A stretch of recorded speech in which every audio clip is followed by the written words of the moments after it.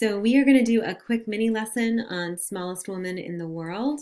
Um, this is due Thursday, and I'm going to use period 4. So thank you, period 4, for discussing just a brief overview of what we've been working on this particular week. We started with a 15 and 15 writing on fear, and then we're posting that to the Padlet, and we are responding to each other's work.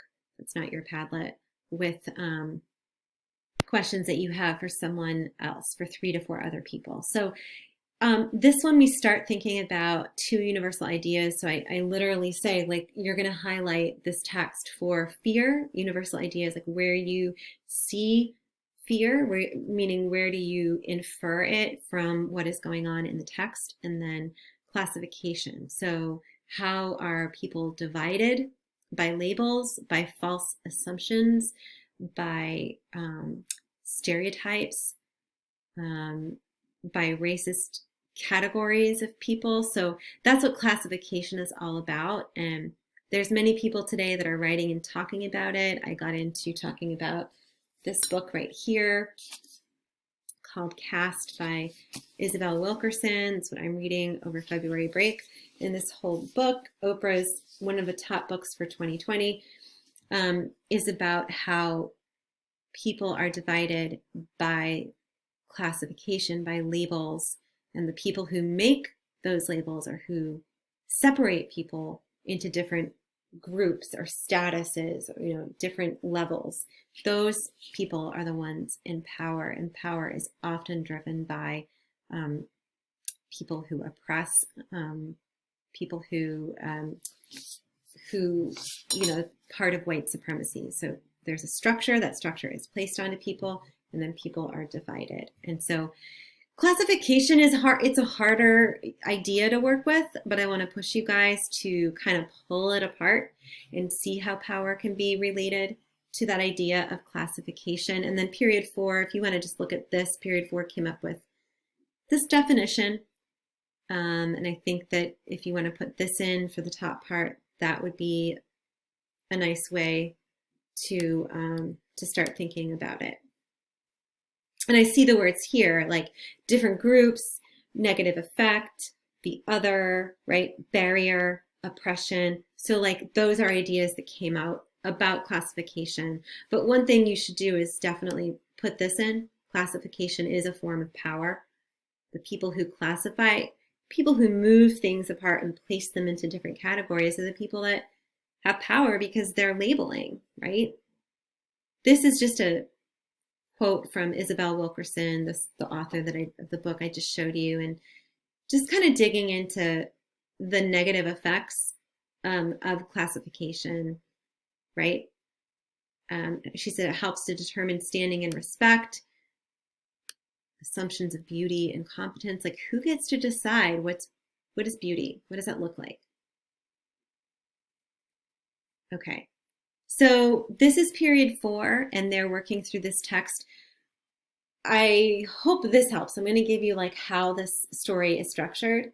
The first pink, or whatever this is, red part is about the kind of like how this hunter guy, she calls him, the writer says, French explorer Marcel. I can't say his last name, right? I don't speak French. So you know what? I'm going to call him Marcel. And that's one reading strategy, like own it. So if you don't know a person's name, you don't know how to pronounce it, it doesn't look familiar to you, put a name in there that does look familiar, like replace it and put something in there that makes sense to you. My biggest thing with this text, and I want you to really hear this, you're not supposed to understand every single thing in every single text. And I don't know if I, as a teacher, really say this a lot, right? I feel like I'm kind of giving away a secret, but I mean, this is a hard text. There are words in here that I don't know enough to use every day. This is not, I don't use this. I wish I had this vocabulary, yes, but I don't. And I'm a teacher, so you're not supposed to know every single word. And I want you to feel like you can get through the text and that you get the main ideas and you get what's happening. at a higher level, right? You don't have to dig deep. So here's the thing. If you come across a word or a phrase you don't know, just skip it. And I want to whisper that because I think some people would be angry that I'm saying that, but I want you to be able to push through. And in order to do that, you can't stop. I can't stop at every single word and look it up. That's going to be too broken, right? I need to just move through. So skip the word, read through, try to find the noun, try to find the main thing of that sentence. One reading strategy is like right here. I came across a pygmy tribe. Just don't worry about this. That's the adjective. That's a description of this noun, tribe. Skip it. And just, I came across a tribe. And so I practice that all the time, right? Unless I know it, and then it does contribute to the picture of it. It does tell me more information. But if you just want to get through and like understand it as best you can, focus on the nouns. Like, don't worry about the words you don't know, especially those adjectives. Also, this writer writes with a lot of description. And her style is like she'll have all this description in this sentence, it's long, and then her main thing is like this big, right? But it's hidden in this description. Honestly, like there are chunks that if you don't know it, just skip over it. That's the point there. Okay, this pink part is all about Marcel meeting Little Flower, this woman, smallest woman in the world, and their interaction. It's also important because this is where we realize the structure of this story. There's Clarice Lispector, who is the author. Okay, there is the narrator. So when you write fiction, you have many choices as a writer. One choice is have a narrator tell the story, right? We call it like this omniscient. You might have remembered that, but like all-seeing. So have this. We don't know this narrator. We'll never meet the narrator in this story. And it's all-seeing, all-knowing. But the way she writes the narrator is with, the narrator is not objective. So the narrator has bias, and in this story, racial bias. Okay, so keep that in mind. There's one part here in the blue part where you have to look specifically for evidence of the narrator, the tone of the narrator being racially biased. Okay, again, it's not the writer's tone. Here, it's the narrator's tone because we're working with fiction, made up story. I think a lot of, and I put that question in specifically because you will see it on exams, on tests, where a lot of times you'll get the question like, what is the tone of the piece? Right? The piece and like the whole passage, and then what is the tone of the speaker, or what is the tone of the writer? Those are all different things. So I'm asking you the tone of the narrator, the storyteller,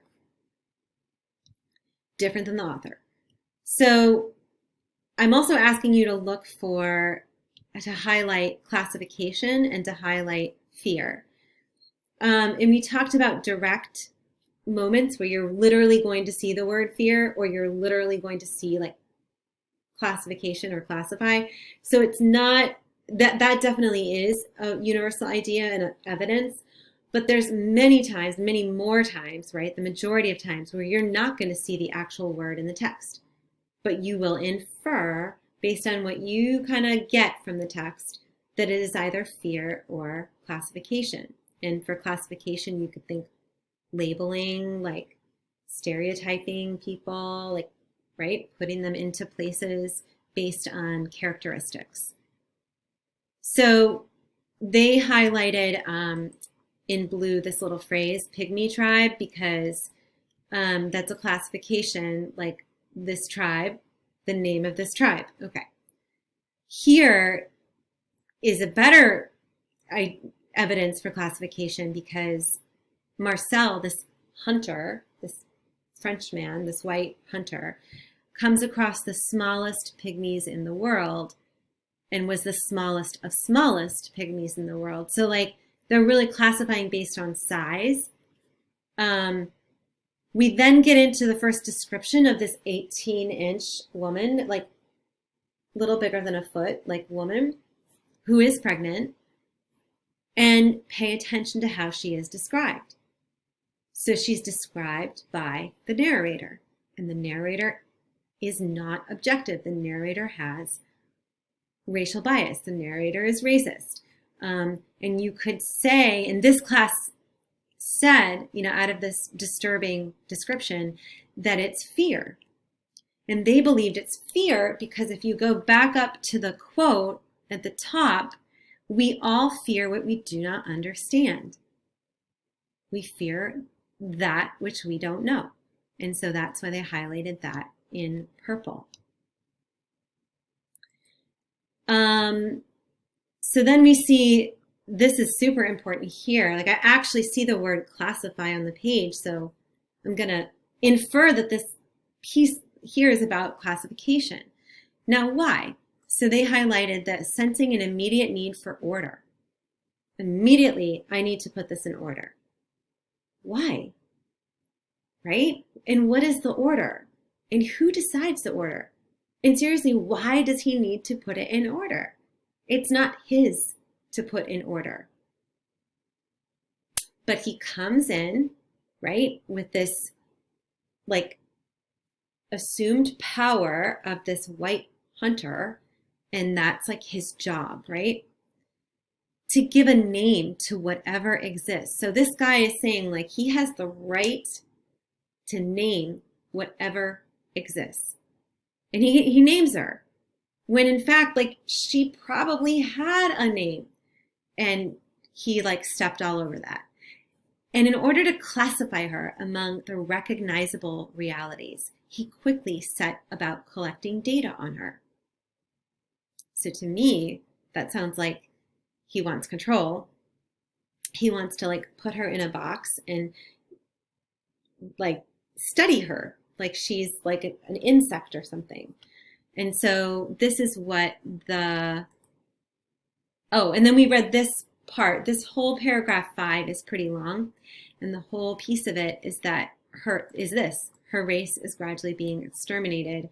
Someone did say this was classification in, I think, period 3 today. And I agree, or period 1, I think it was Elvis. I do agree because the narrator is saying her race, right? Putting her into this category. And saying it so matter of fact, as if it's not human being, but like, the narrator is removing themselves from the human people. So the whole paragraph is about this, her race being exterminated, which is terrifying, but it also makes false assumptions about these two tribes. Her tribe is the Lakulas. Now, if I'm reading this for a test and I'm like really thrown by that name, if I don't know the name, again, put another name in there that you do know to make it familiar to you. So they just wrote here, like, making assumptions about people you don't know. And someone said here from 4th period, from the narrator's perspective, the pygmies are small, but perhaps from another person's point of view, they are big, right? So it's really saying classification right there. And then here, he is not the father. This is Marcel is not the father, but he thinks he is the owner of the woman because he discovered her. We also talked about colonization, and it's a history. You might know that from history. And when white people, British or Americans or English, Europeans colonized other countries, right? They came in and they took over and they dishonored and they changed. And you could argue they did that because of fear. What were they fearful of? And I know we have 1st period is talking about fear. They fear change because they're in control. And maybe they will not be in control. if they, right, don't take over. And so that wasn't, you guys get me thinking, right? This is like serious thinking here. He's treating her like an object, as if the explorer owns the little mother and her unborn baby. Okay, so we highlighted in period 4 human thing, and they thought it was both classification and fear, and you'd have to think why, right? But a lot of these can be both classification and fear because they do relate, as long as you can back it up with evidence. This whole middle section, the blue and the purple, is about how others view her. So now we're in, I don't know, Britain, Europe, and Marcel has published Little Flower's picture. It's in the newspaper. And basically in all these paragraphs, you have different examples of people like looking at her and saying things about her and classifying her and creating her single story for her. And so you're highlighting again in purple, you're highlighting classification in green. Again, you're not going to know every single word, so just pull out what you can. For instance, this whole 8 and 9, I think is hard. Like, okay, in Sunday in an apartment, a woman seeing her picture in a newspaper, like look at all these commas. What is the main point? Well, the woman didn't want to look because it pains me so. It's like, it pains her to look at it. Like that's selfish, right? It has nothing to do about this random woman, but she feels so much pain in looking at her. And then in another apartment, a lady felt such perverse tenderness. Now, if I don't know the word perverse, I'm going to skip it. And she felt something. Maybe I know tender is kind of like soft or caring. For the African woman's smallness. Okay, look at this. This is classification again.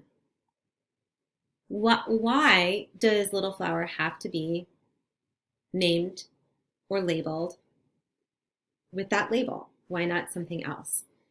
Again, this thing in dashes, just skip it. It's extra information. And I know that's one way of reading if it's a difficult text and you need to get to the main idea. All the things that are between the hyphen or the dashes, all the things that are between the commas, that's extra information.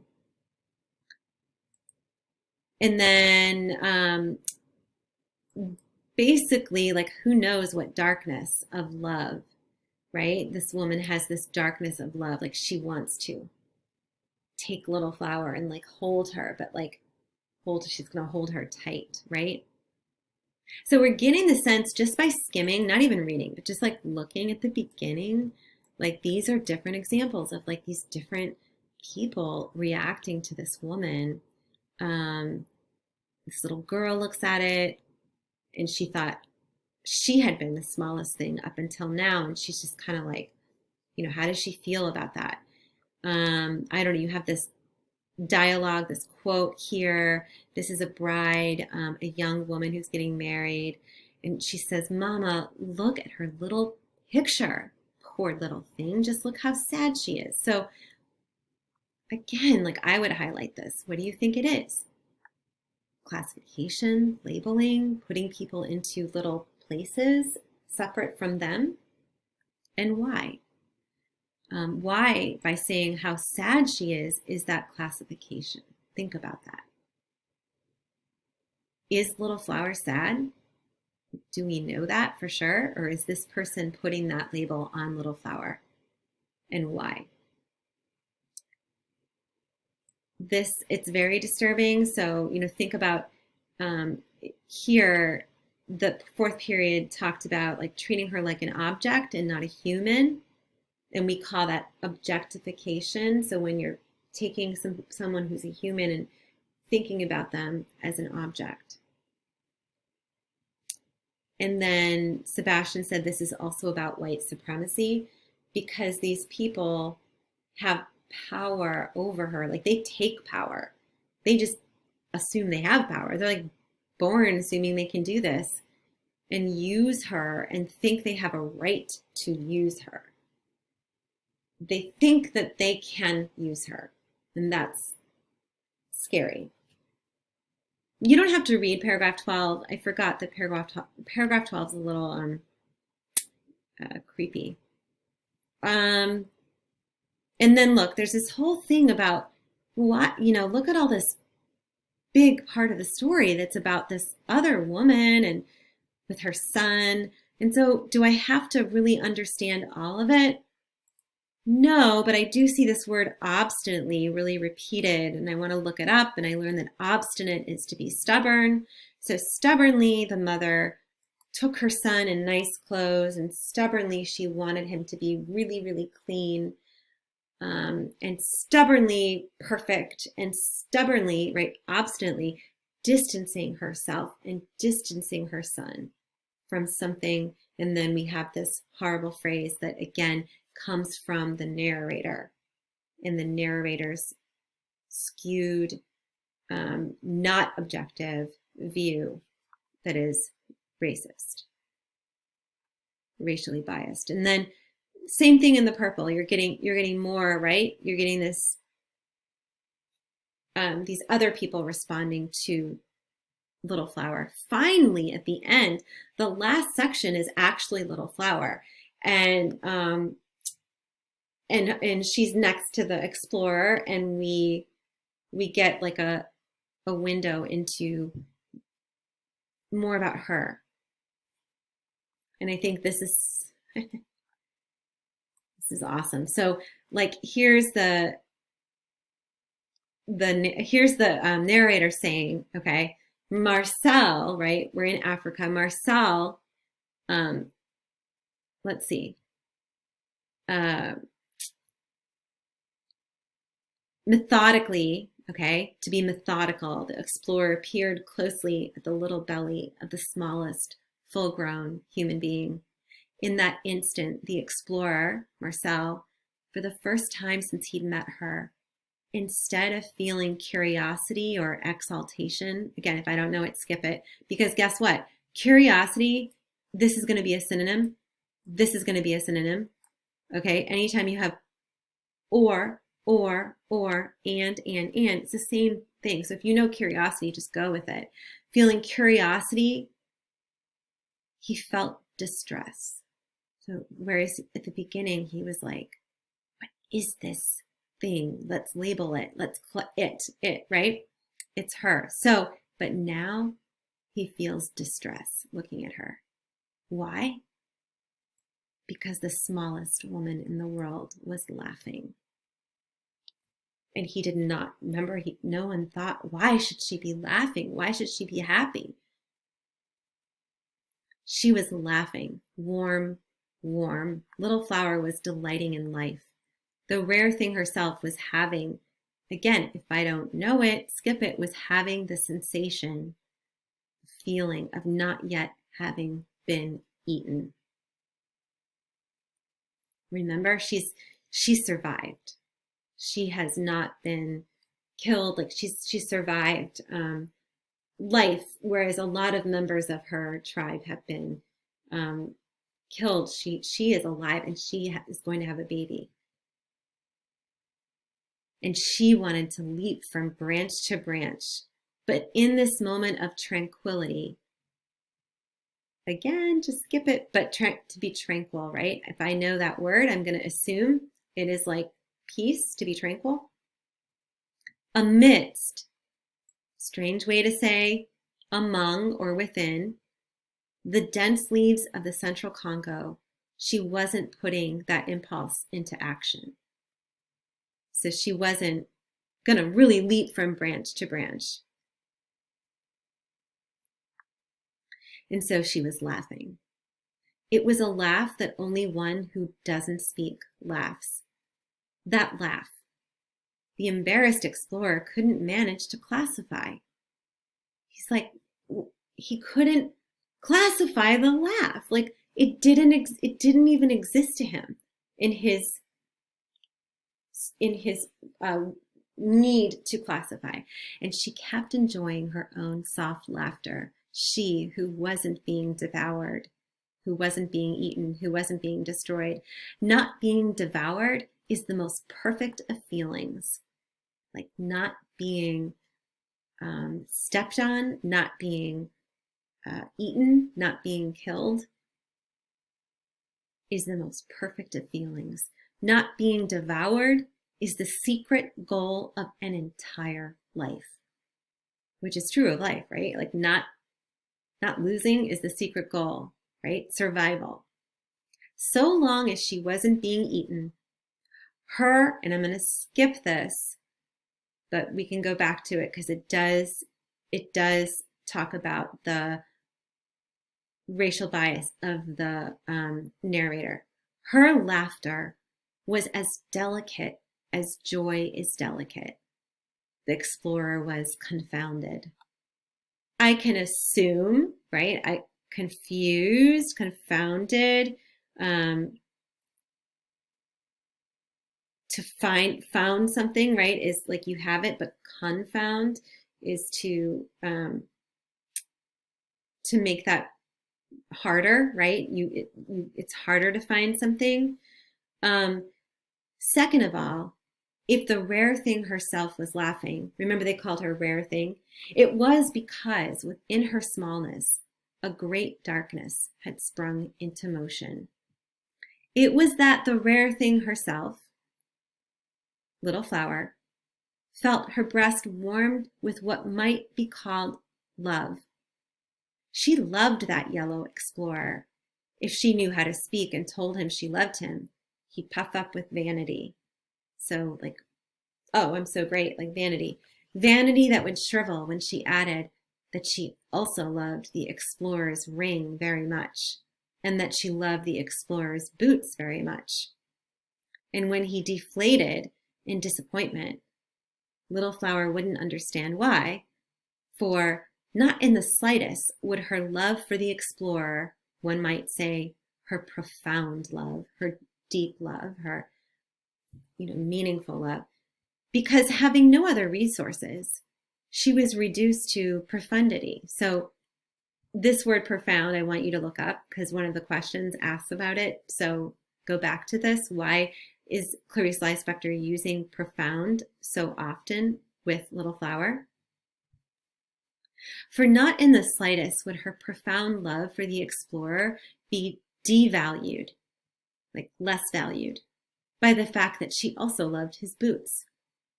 There's an old mistake about the word love, and if many children have been born of this mistake, countless others have missed their only instant of being born merely due. Okay, so now you're thinking, what is she saying? So if you're not getting this, then, leave it. But there's a demand in love, right? You be mine, mine. So think about that. The narrator is saying that the danger of love, right, is that you're mine, right? You're classifying someone. That you like me and not my money, right? So love could maybe be about the material things. But in the humidity of the forest, there are no such cruel refinements, like trapping, like things that, like money, like material things. And love is not being eaten. Love is thinking about a Buddhist pretty. Love is liking that rare color of a man who isn't black. Love is laughing with the love of a ring that sparkles.